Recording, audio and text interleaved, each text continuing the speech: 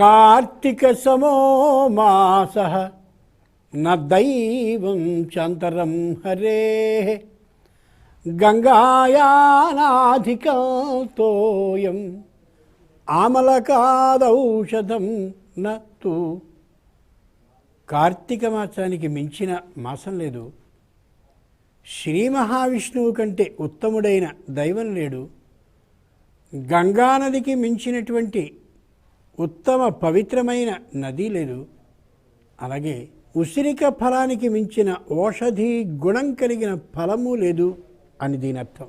కార్తీక మాసంలో సంపూర్ణమైన శక్తిమంతమైన సర్వ పదార్థాల విశేషాన్ని చెప్తూ సర్వజ్ఞానప్రదాదీపం సర్వసంపత్సుఖావహం దీపదానం కరోమ్యద్య శాంతిరస్తు సదా మమ. దీపదాన విశేషాన్ని గురించి చెప్తోంది ఒక కథ కార్తీక పురాణంలో. దీపదానం, దీపాన్ని ఎందుకు దానం చేయాలి, దీపంలో ఉండే శక్తి ఏమిటి, అది విశేషం. దీపదానం కరోమ్యద్య. బాగా ఆలోచించండి. కుటుంబంలో ఏదైనా చిన్నపిల్లలకి ఏమాత్రపు అనారోగ్యం కలిగినా అకస్మాత్తుగా వైద్యుడి దగ్గరికి పరిగెత్తుకుపోతాం. ఒక క్షణం ఆలోచించాలి అంటుంది కార్తీక పురాణం. ఏం చేయాలిట? చిన్నపిల్లలకి ఉలిక్కి పడడం అనేటటువంటి ఓ విధానం ఉంటుంది. దీపదాన భేదాలు అంటే ఎన్ని రకాలుగా దీపాలని దానం చేయాలి, దానం చేయడంలో ఉండేటటువంటి పరమార్థం ఏమిటి, ఈ మాసంలోనే చేస్తూ ఉండటం వల్ల లాభం ఏమిటి అనే దాంట్లో అనుకుంటున్నాం. మనకి పెద్దవాళ్ళైన వాళ్ళకే నిద్ర వచ్చినటువంటి సందర్భంలో కలల్లో ఎక్కడో అకస్మాత్తుగా పైనుంచి కింది పడిపోతున్నట్టు, అలాగే మెట్ల మీద నుంచి జారి 5వ మెట్టు మీద గబుక్కలు కాలు పడ్డట్టు అలా వచ్చిన సందర్భంలో ఉలిక్కిపడి లేచి చూసి ఓహో ఇది కళ అనుకుంటాం. మనకి మాటలొచ్చు, బుద్ధి ఉంది, మన అభిప్రాయాన్ని ప్రకటించుకోగలిగిన తెలివితేటలు ఉన్నాయి. మనం చెప్పేటటువంటి మాటల్ని వినేందుకు సిద్ధంగా ఉండి జాగ్రత్తగా మన రక్షణని చేసే ఉత్తములు మనకున్నారు. కాబట్టి కళ అలాంటిది వచ్చినప్పుడు మనం భయపడాం. కానీ పిల్లలు ఉంటారే, వాళ్ళకి నిద్రలో కల వస్తుంది. ఆ వచ్చిన సందర్భంలో పెద్ద రాక్షసుడో, పులో, పాము, లేకపోతే ఓ సింహమో, ఆ రోజున వాళ్ళు చూసినటువంటి ఏదో ఒక భయంకరమైన ఒక దృశ్యం వాళ్ళ కళలో కనిపిస్తుంది. ఆ విషయాన్ని మనమైతే చెప్పగలం, కానీ వాళ్ళు చెప్పలేరు కదా. అంచేత ఉలిక్కిపడి లేచి పెద్ద పెట్టున ఏడుస్తారు.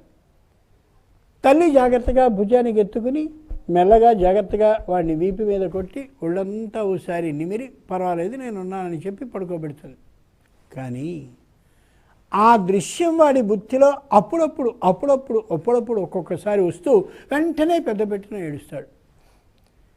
ఇలాంటి దృష్టి అంటే తెలియనటువంటి భయం మానసికంగా కలిగినటువంటి ఆ దృష్టి కలిగినప్పుడు పిల్లవాళ్ళ విషయంలో నందాదీపాన్ని వెలిగించి ఇయ్యాలి. కార్తీక పురాణం చెప్తోంది. నందాదీపం అంటే ఏమిటి? కొద్దిగా నువ్వుల్ని నేల మీద పోసి ఆ పోసినటువంటి నువ్వుల్ని నలుచదరంగా చేసి నీలాంజన సమాభాసం రవిపుత్రం యమాగ్రజం ఛాయామార్తాండ సంభూతం తం నమామి శనైశ్వరం. ఇట్లా మీరు శ్లోకాలు చెప్తే మాకు అవి రావు కదా, ఈ శ్లోకం చదివి దానం చేయమంటే మేమేం చేయగలం, ఎందుకు ఆ శ్లోకాలు చదువుతారు అని మీరు అంటారు. అసలు నవగ్రహాలకి సంబంధించిన స్తోత్రాలు రాకపోవడం అనేది పెద్ద నేరం. ఏ హిందువైనా సరే ఈ నవగ్రహ స్తోత్రాన్ని చదివి తీరాలి. అందులో నేను ఇప్పుడు మనవి చేసిన శ్లోకం శని గ్రహానికి సంబంధించిన శ్లోకం, శని అనుగ్రహం కావాలని చెప్పుకునేందుకు సంబంధించిన శ్లోకం. నీలాంజన సమాభాసం, నీల అంజన సమ ఆభాసం. నీల అంటే ఆకాశపు నీలిరంగు, అంజన అంటే కాటుకతో సమానమైనటువంటి నలుపు రంగు. ఆ నీలిరంగు, ఈ నలుపు రంగు కలిసినటువంటి సమ, రెండూ కలిపితే ఏ రంగు వస్తుందో అటువంటి ఆ రంగుతో సమానమైన విధంగా శరీరపు కాంతి ఉండి, శరీరపు వర్ణం ఉండి ఆభాసం ప్రకాశిస్తూ ఉండేవాడు శని. శనిదేవుడు ఎలా ఉంటాడంటే నల్లగా ఉంటాడంటారు. తప్పు. శని నల్లగా ఉండడు. ఆకాశపు నీలిరంగు, కాటుకకు ఉండేటటువంటి నలుపు రంగు రెండూ కలిపితే ఏ రంగు వస్తుందో ఆ రంగులో ఉంటాడు శనైశ్వరుడు. నీల అంజన సమ ఆభాసం, మంచి ఆభాసం అంటే నున్నగా వెలుగుతూ కనిపిస్తాడని అర్థం. ఒక్కొక్కళ్ళ ముఖం నున్నగా ఉంటుంది, నల్లగా ఉన్నా ఎర్రగా ఉన్నా ప్రకాశిస్తూ ఉన్నట్టుగా ఉంటుంది. అట్లాంటి నీలి నలుపు రంగులు రెండూ కలిపినటువంటి దేహఛాయ శరీరపు వర్ణంతో ఆయన వెలుగుతూ ఉంటాడు. రవి పుత్రం, ఆకాశంలో రవి అని ఒక గ్రహం కనిపిస్తూ ఉంటుంది. ఆ రవి యొక్క కొడుకు అంటే సూర్యుని యొక్క కొడుకు. బుద్ధిలో మంచి అధిష్టాత సూర్యుడు. ఏ ఆలోచనైనా ఒకటి టక్కున మనకి బుద్ధికి పడుతోంది అంటే సూర్యుని నుండి జ్ఞానకిరణం మన బుద్ధిలోనికి ప్రవేశించినట్టు అర్థం. అప్పుడే కొత్త ఆలోచన మనకు వస్తుంది. ఆలోచన ఎప్పుడూ కూడా కిరణ రూపంగానే వస్తుంది. బాగా ఆలోచించండి. రవి పుత్రం, అటువంటి సూర్యునికి పుత్రుడు ఈయన. సూర్యుడు జ్ఞానానికి అధిష్టాత అని అనుకున్నాం కదా. ఈ శనైశ్వరుడు అంటే శనిగ్రహం కూడా జ్ఞానానికి అధిష్టాతే. అంచేత ఆయనేం జ్ఞానాన్ని చెప్తాడు శనిగ్రహం. అబ్బో ఈయన్ని పట్టుకుంటే దాదాపు 7.5 ఏళ్ళు ఏడిపించేస్తాడట. ఈ జ్ఞానం కాదు. 19 ఏళ్ళు చాలా ఇబ్బంది పెడతాడట. ఈ జ్ఞానం కాదు.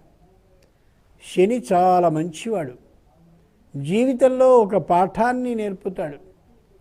ఫలాని వాడికి సొమ్ము ఇయ్యకురా, జీవితంలో తిరిగి రాదు, పై జన్మలో ఏదైనా వస్తే రావచ్చు, లేకపోతే ఆ పై జన్మకు వెళ్ళాల్సిందే అన్న పుణ్యాత్ములు కొందరు ఉంటారు. అంతటి తొందరగా ఇచ్చేవాడు. అదిగో అట్లాంటి వాడికి ఇవ్వద్దు అన్నప్పుడు ఈ శని అక్కడ ఉండి ఇప్పిస్తాడు. వాడికి విరోధం వస్తుంది. ఆ విరోధం ముదురుతుంది. నానాయాతన పడతాం. జీవితంలో చస్తే ఇలాంటి వాడికి ఏ కష్టంలోనూ సహాయపడకూడదనే ఆ జీవిత పాఠాన్ని బుద్ధికి తెలియచేసేవాడు ఎవరో ఆయన శనైశ్వరుడు. రవి పుత్రం, అక్కడుండేటటువంటి సూర్యుడు జ్ఞానానికి అధిష్టాత అయితే ఇక్కడుండేటటువంటి రవి పుత్రుడైన శనైశ్వరుడు అంటే శనిదేవుడు రవిపుత్రుడై కొత్త జ్ఞానాన్ని మనకిస్తాడు. ఏమని? మనకంటే తెలివైనటువంటి వాళ్ళు, మన శ్రేయస్సుని కోరేవాళ్ళు చెప్పే మాటని మనం వినాలి అనే తెలివితేటలు ఇస్తాడు. ఆ జ్ఞానాన్ని ప్రసాదిస్తాడు. చాలామందికి ఏదైనా ఒక విషయాన్ని చెప్తూ ఇది జాగ్రత్త అని చెప్పి ఆ జాగ్రత్తలు చెప్పకపోతే మాకు తెలుసులే, మేము ఎరుగుదాం అని వెళ్ళిపోతారు. అదే శని ప్రవేశానికి గుర్తు. చెప్పేది జాగ్రత్తగా విని, అవును నువ్వు చెప్పిందంతా నిజమే, ఇవన్నీ నేను విన్నాను, ఇలాగే చేసుకొస్తాను అంటే ఎంత మర్యాదగా, విధేయతగా, వినయపూర్వకంగా ఉంటుందన్నమాట. నువ్వు చెప్పబోయేది నాకు తెలుసు అని వెళ్ళడం, పడవలసినంత గోతులోనూ పడ్డం, తర్వాత వచ్చి నువ్వు చెప్తే వినుంటే బాగుండేది అనడం ఏదైతే ఉంటుందో అది నిశ్చయమైన శని ప్రభావానికి గుర్తు. బాగా ఆలోచించాలి. రవిపుత్రం యమ అగ్రజం, యమ అగ్రజం, దక్షిణ దిక్కుకి అధిపతి పేరు యముడు. యముడి చేతిలో పాశం ఉంటుందండి, మేము చూసాం. యముడి చేతిలో పాశం అస్సలు ఉండదు. యముడి చేతిలో దండం ఉంటుంది. ఆ దండాన్నే ధర్మదండము అని పిలుస్తారు. ధర్మదండం అంటే మహాధనికుడండి, కొన్నాళ్ళ తర్వాత వాడిని పట్టుకుపోదాం అని ఎవరు సిఫారసు చేసినా వినడు. వీడు చాలా పాపం బీదవాడండి, తొందరగా తీసుకుపోతే వాడు రోజు అడుక్కోవలసిన అవసరం వాడికి ఉండదు, తొందరగా పట్టుకుపోదాం అంటే ఒప్పుకోడు. ఈయన పండితుడు కాబట్టి కొంతకాలం జాగ్రత్తగా ఉండనిద్దాం, అది అంగీకరించాడు. వాడికి నోట అక్షరమేం పలకడం లేదండి, ఎందుకు వాడిని ఇబ్బంది పెట్టడం, జీవితం అంతా కూడా తండ్రికి తల్లికి వీడికి కష్టం కాబట్టి పట్టుకుపోతే మంచిది అని చెప్తే ఆ సూచనని గ్రహించాడు. ఎంచేతనం యమ అగ్రజం, యముడు ఆయనకి ప్రత్యక్షమైనటువంటి నియమాలు, నిబంధనలు, క్రమశిక్షణ, ఏమాత్రపు అటు ఇటు వెళ్ళనటువంటి పరమ ధర్మబద్ధమైన విధానం ఉంది కాబట్టి పొరపాటున ఒప్పుకోడు. అలా యముడు ఏ విధంగా నియమానికి సడలింపుని ఇయ్యడో, సడలింపుని ఎవరైనా అడిగినా అంగీకరించడో, అలా అని చెప్పి తాను సడలుతూ వ్యవహారాన్ని చేయడం అనేది ఈనాడూ ఎరగడో అటువంటి యమ అగ్రజం, ఆ యముడికి అన్నగా పుట్టాడు శనిగ్రహం. యముడే అంతటి గట్టిగా ఉండి ఎవరి మాట విననివాడు అవుతూ ఉంటే యముడికి అన్నయ్య అయితే వాడు ఇంకా వింటాడా? కాబట్టి శనిగ్రహం ఎవరి యొక్క ప్రార్థనకి లొంగేవాడు కాడు, ఎవరు సిఫారసు చేసినా దాన్ని అంగీకరించేటటువంటి వాడు కాదు. యమ అగ్రజం. యముని చేతిలో దండం ఉంటుంది, ఆ దండం పేరు ధర్మదండము అని. లోకంలో మనం తప్పు చేసినట్టయితే చేసినటువంటి తప్పుని ఇక్కడ ఎలాగో అలా మాఫీ చేసేసుకుని శిక్ష పడకుండా చేసుకున్నట్టయితే ఇక్కడ రెండు తప్పులు మనం చేసినట్టు. ఒకటి సహజంగా తప్పు చేయడం, రెండవది తప్పుకి తగినటువంటి ప్రాయశ్చిత్తానికి సంబంధించిన దోషం ఏదైతే ఉందో ఆ దోషాన్ని, ఆ నేరానికి సంబంధించిన దాన్ని అనుభవించకుండా అక్కడికి వెళ్ళాం. ఇక్కడే కానీ శిక్ష పడిపోతే, ఇక్కడే చేసిన తప్పుకి సంబంధించినటువంటి నిష్కృతి జరిగిపోతే అక్కడి దాకా వెళ్ళదు మన వ్యవహారం. ఇక్కడ జరగనందుకు, అక్కడికి వచ్చి జరుపబడుతూ ఉన్నందుకు ఇక్కడ జరిమానా కట్టాలి, అక్కడ జరిమానా కట్టాలి. బాగా గుర్తుంచుకోండి. అమ్మయ్య దాటిపోయానరా మనం అని అనుకోకూడదు. దాటిపోవడం కాదు, ఇంకా రెట్టింపు దొరికిపోతున్నాం అక్కడ అని అర్థం చేసుకోగలగాలి. అంచేతనే శ్రీమద్ రామాయణంలో మాట ఉంటుంది, ఎవరైతే తప్పు చేసినటువంటి వాడిని కానీ క్షమించి విడిచిపుచ్చేస్తారో, తప్పువాడు చేశాడని స్పష్టంగా తెలిసినా సరే వాడు తప్పు చేసిన వానికంటే 2 రెట్ల ఫలితం. తదవాప్నోతి కిల్బిషం రాజాత్వశాసన్ పాపస్య. స్పష్టంగా వాడు తప్పు చేశాడని తెలిసిన తర్వాత కూడా రాజు శిక్షించకుండా విడిచిపుచ్చితే 2 తప్పులు. వీడికి శిక్ష విధించకపోవడం ఒక తప్పు, వాడికి శిక్ష పడకుండా ఉండేలా జాగ్రత్త చేస్తూ ఎప్పటికప్పుడు చేయడం రెండవ తప్పు. ఖచ్చితంగా నేరం చేసిన వాడికి శిక్ష పడాలి, పడి తీరాలి. అది త్రేతాయుగ నియమం. ఆ యముడు నాడే రవిపుత్రం యమ అగ్రజం దీపదానం కరోమ్యద్య. దీపదానాన్ని చేసేటప్పుడు యమ అగ్రజుడైనటువంటి శనైశ్వరుడికి ఛాయామార్తాండ సంభూతం,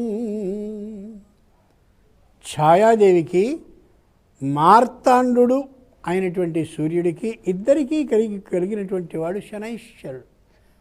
మనం నందాదీపం దగ్గర ప్రారంభించి ఎక్కడికో వెళ్ళిపోయాం అనుకోకూడదు, అదే వరుసలో వస్తున్నాం.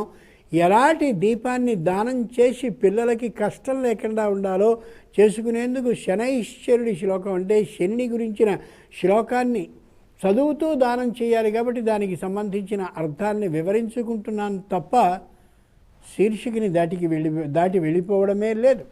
కిం మారయసి గర్భాండం.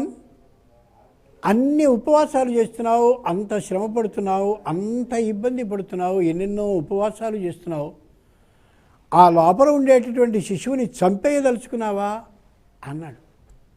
తండ్రి అయినటువంటి వాడు భార్యని, శిశువు లోపల ఉండగా, ఏ శిశువు? శని అనేటటువంటి ఈయన శనైశ్వరుడు గర్భంలో ఉండగా తన తల్లిని, తన తండ్రి అంటే ఈ శిశువు యొక్క తల్లిని ఆ శిశువు యొక్క తండ్రి మందలిస్తూ అన్ని ఉపవాసాలు, అన్ని ఇబ్బందులు, అన్ని కష్టాలు, అన్ని క్లేశాలు పడుతూ లోపల ఉండేటటువంటి శిశువుకి ప్రమాదం అవడా, మృత అండాన్ని కంటావా? ఇన్ని ఉపవాసాలు చేసి ఏమాత్రం ఓపిక లేకపోతే లోపలున్న శిశువు జీవిస్తాడా? మృత అండాన్ని కంటావా అని అనేసరికి మార్తాండుగా పుట్టాడు.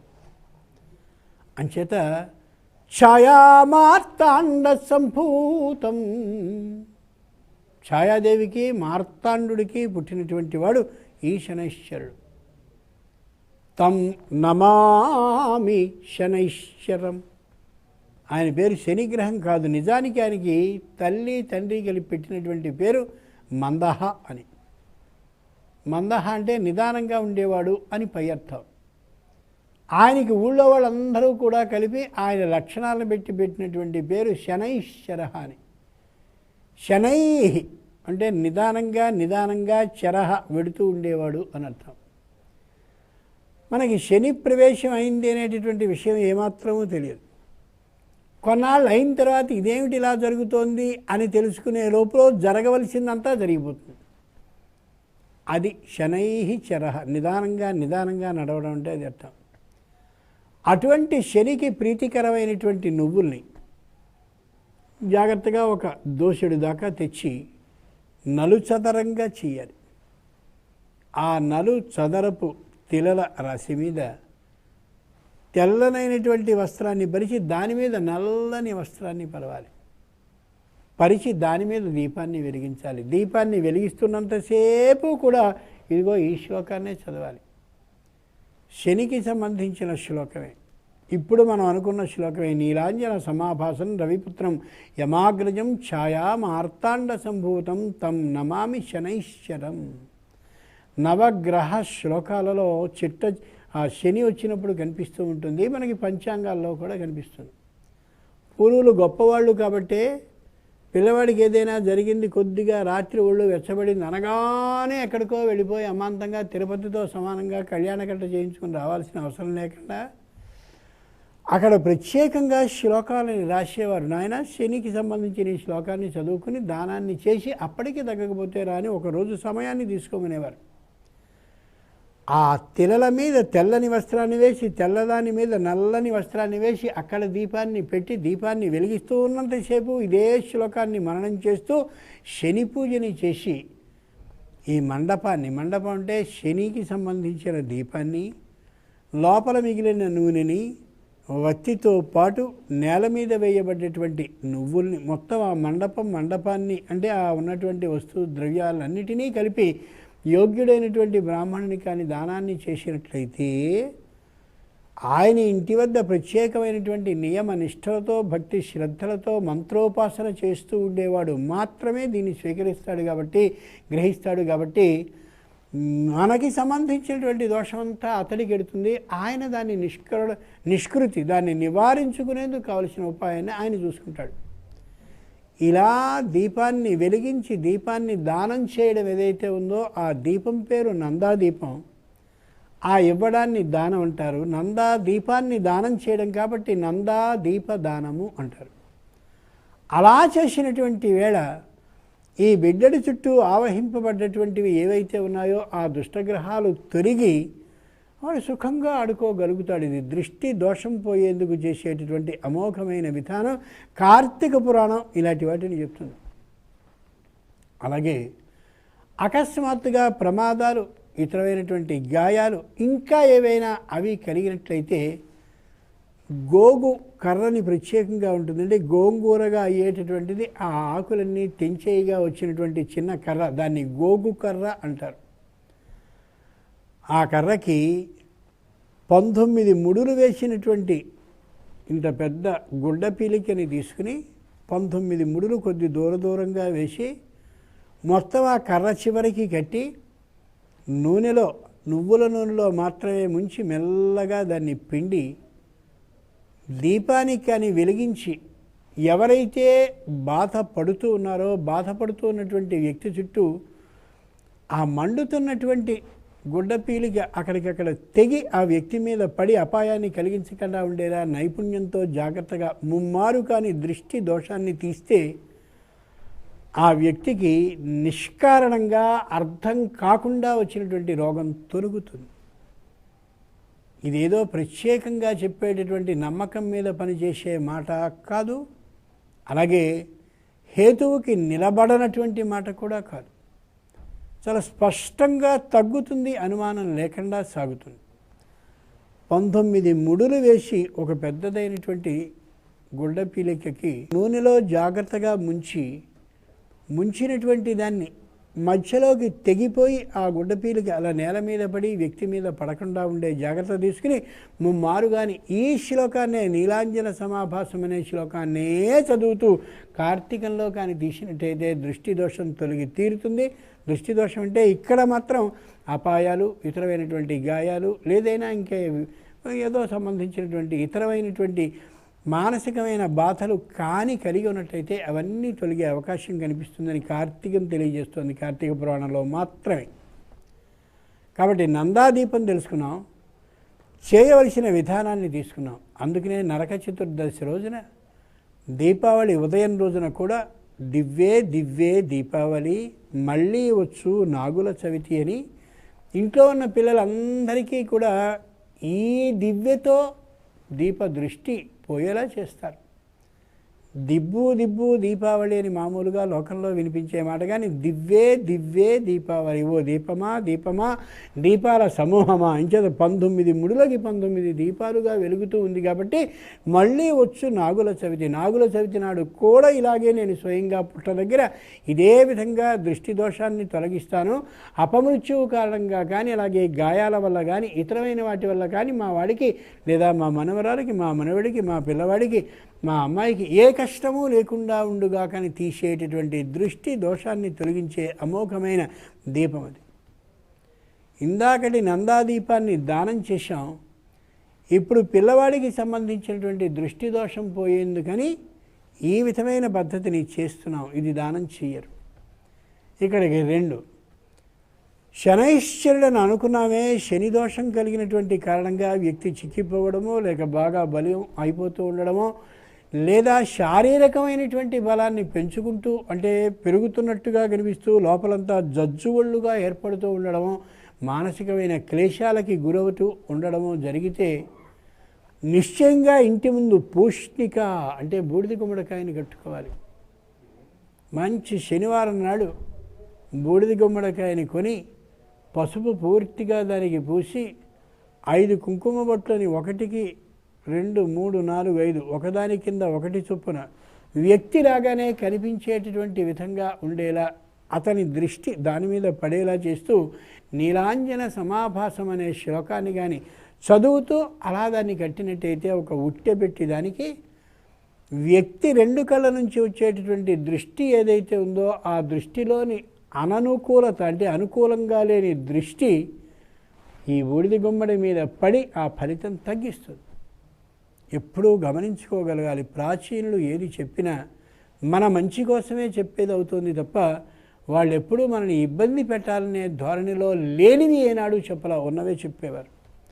బూడిద గుమ్మడికాయ కూడా ఎదుటి వ్యక్తికి సంబంధించిన కంటి నుంచి వచ్చే అననుకూల శక్తి పంక్తుల్ని, వ్యతిరేక శక్తి పంక్తుల్ని సంపూర్ణంగా ఆపగలిగిన శక్తివంతమైనటువంటిది, సామాన్యమైనది కాదు.